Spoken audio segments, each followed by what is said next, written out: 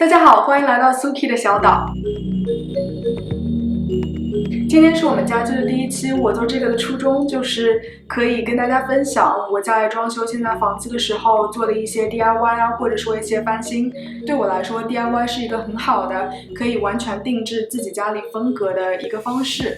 今天呢，我们一共有3个项目，它们不太一样。第一个项目是通过建筑材料对留言板的改造升级，非常简单，但是效果我很喜欢。第二个是用软陶做自己喜欢的线上相座。第3个是对已有的镜子进行简单的风格改造。那话不多说，咱们就开始吧。一开始想买木头颜色的留言板，但是店里面只有黑色的。幸运的是，回家之后意外扯下了黑色的绒布，发现底下就是我想要的颜色。用画油画的遮盖胶布在画框里面遮了一层，这样子的话就不会把里面弄脏了。一开始我用的是 air dry clay， 就是食塑粘土，在外面做了一层，但是它干的时候会收缩，所以就会皲裂，导致它没有办法在画框上面成型，所以我就决定换一种材料，用 spackle 抹墙粉。它经常被用来刷墙前把墙里的洞填平。spackle 过1-2个小时就可以喷，过了24小时之后就完全变硬。第二天早上它已经变得很硬了，我就把遮盖胶布扯了下来，然后加上字母。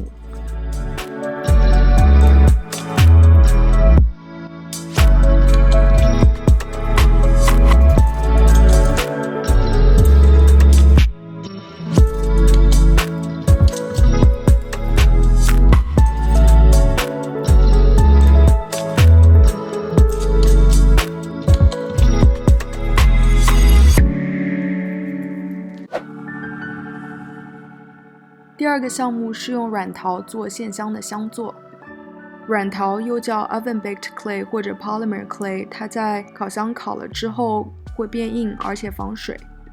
新的软陶会有点硬，把它从包装袋里拿出来之后，用擀面杖擀平，然后用一个圆形的盖子，我用的是一个蜡烛的盖子，把它压成圆形，然后搓出一个球形，用线香在球里面戳一个洞。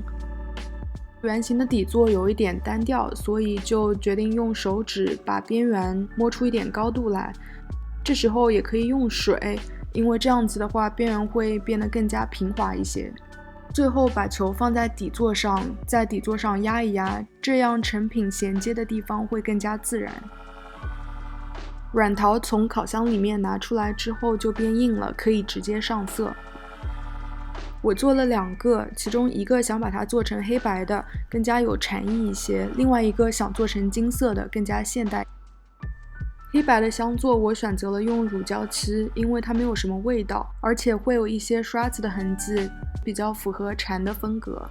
一开始我只在侧面涂上了黑色，但是这样子的话就着重突出了侧面跟平面衔接的边，有点不自然，所以我就决定把黑色向里面扩张，然后做过渡处理。用热熔胶把球和底座粘合起来，喷上瓷漆，让香座好打理一些。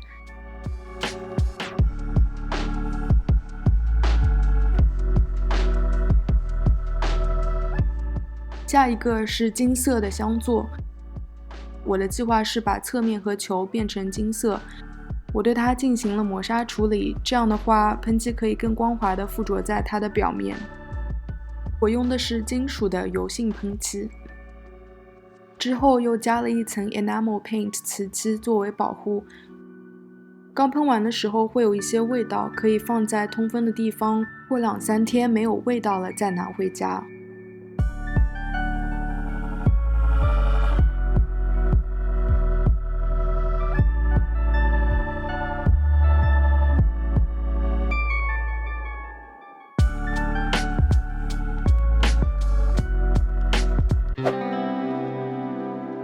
第3个项目是旧物改造，这个是镜子原来的样子，我觉得它有变成现代美式农场风格的潜力。镜子本来的漆是非常光滑以及有光泽的，我打算把镜子做旧，降低漆的光泽度，所以先得把原来的漆磨掉。木头表面磨平滑之后就可以上漆了。我选择的是黑色的油性漆。第一层上的是光泽度最低的 Matte， 上完之后我觉得有点太过平淡，所以第二层我选择了 Satin， 光泽度上来说 Matte 的上一级。关于光泽度的选择，光泽度低的漆可以掩盖很多瑕疵，看上去比较高级，一般来说价格也比较便宜。坏处就是它非常容易被弄脏，也容易被碰掉，所以比较适合不太会经常碰的家具，比如说这个镜子。喷漆的一大好处就是干得特别快，30分钟之后就可以喷，1到2个小时之后就可以进行处理，24个小时之后就全部干了。现在视频里的是第二层漆，可以比较一下它们的光泽度。第二层漆干了之后，我就用细砂纸在镜子的各个地方进行磨砂，会有做旧的效果，露出本来木头的颜色。磨砂之后，我觉得做旧的效果还不够，所以说我决定用白色的颜料来做 white wash， 用一些稀释的白色的颜料在黑色的颜料上面再做一层，这样子的话就会有一些泛白的效果，会更加有层次感。White wash 的话可以用油性的漆，也可以用乳胶漆。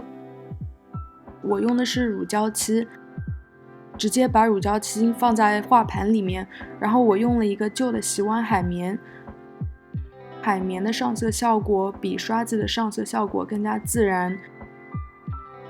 当时忘做了这一步，当我上完最后一层漆的时候，我有点后悔了，就是我觉得当时可以在上最后一层漆之前，用一些很细的砂土在木头的表面摩擦，会有一种更加久经风霜、更加做旧的效果，而且它会加一些这个镜子的纹理。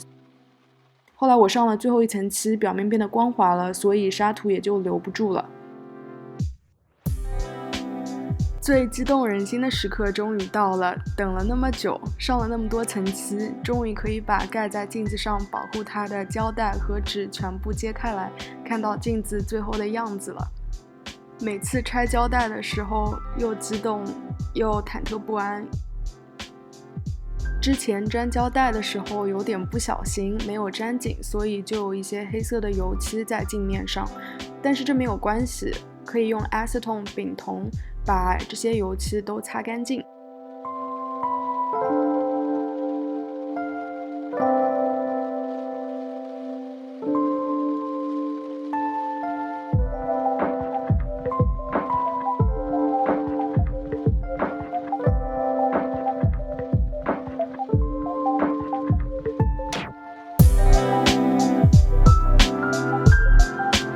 感谢你看到这里，希望你喜欢今天咱们做的3个项目。如果你有做类似的项目的话，也可以通过私信分享给我哦。